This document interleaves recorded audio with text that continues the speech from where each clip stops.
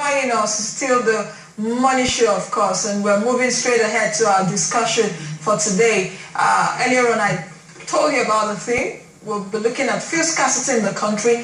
Why? I can't understand. There's no reason justifiable. Whether from government, I don't want to know whatever the reason is. But I just think, as one of the largest crude producers around the world, we shouldn't have fuel scarcity. But I'm not going to be doing the talking alone. My guest is joining me right now, Nick Agele. He's from BP London. So he's a Nigerian working in BP London. He's just here for some time. I think he'll be off very soon. So Monday, yeah. Yes, on Monday. So I just had to get him here. Good morning, Mr. Agele, and welcome to the show. Thank you very much. It's a pleasure meeting you in person. Haven't seen you so many times on screen or out there in the UK. Yeah.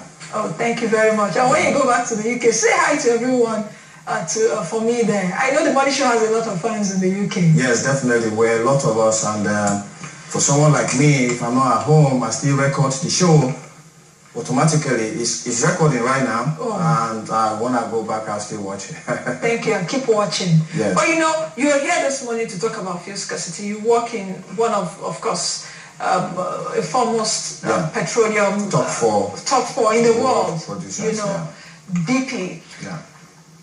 Can you explain to me, because I still can't understand why, as Nigeria, one of the largest crude producers in the world, we're still facing fuel scarcity. I said earlier, I'm driving to the office this morning, still saw non-availability of the product. Black marketers are having a free day right now. A liter of fuel going for about 300 or 350 naira in black market. Yeah. Can you explain, is there any reason beyond what I'm saying? Yeah, I think the basic problem is that there is a supply gap in the market. I mean, petrol is out there. All of the petroleum products you can think about, they're out there in the market. The world market. Nigerians who are ready to buy, they have an effective demand, meaning they have money that they are ready to spend, but they can't just find the product. So why is this? It's clearly a supply gap problem. And this supply gap could arise from operational difficulties, possibly the vessels that are bringing in the products or anything like that are having difficulties, or it could simply be sabotage by vested interests who are fighting the federal government's renewed reforms in the downstream sector, whereby they don't want to pay money to people who have not supplied Nigerians with products. So it depends on what the issue is, but it's clearly a supply problem. So we're not having enough products in this country.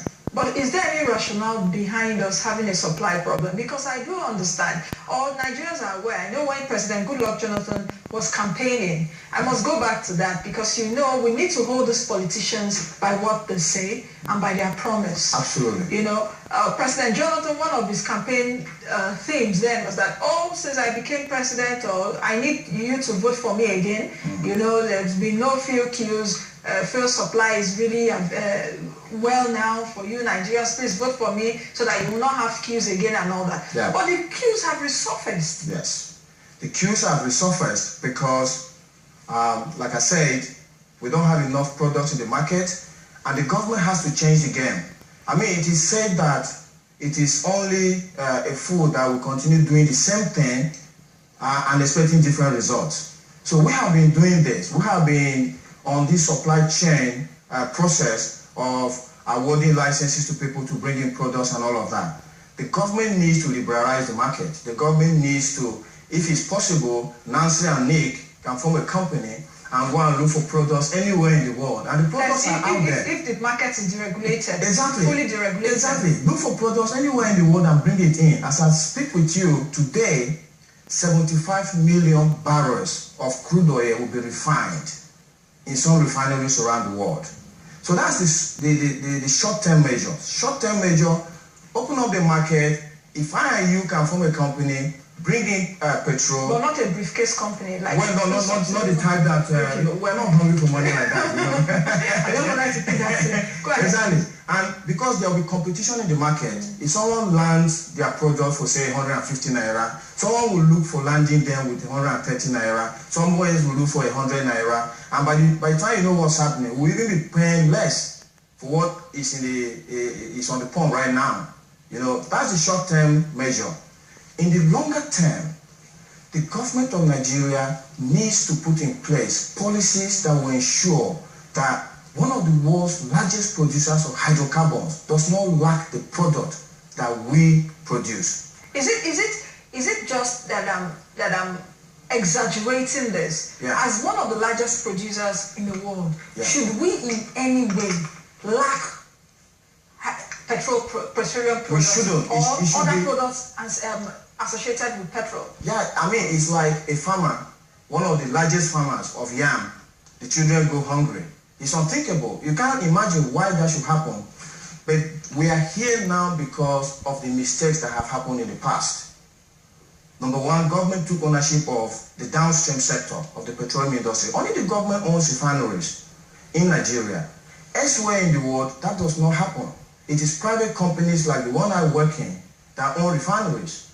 In the US alone, we have combined capacity of over 1 million barrels of crude oil to refine every day. You know, and so what the government needs to do is let us correct our steps. Let us go back and say, why did we get to this point? And then begin to solve the problem. Okay.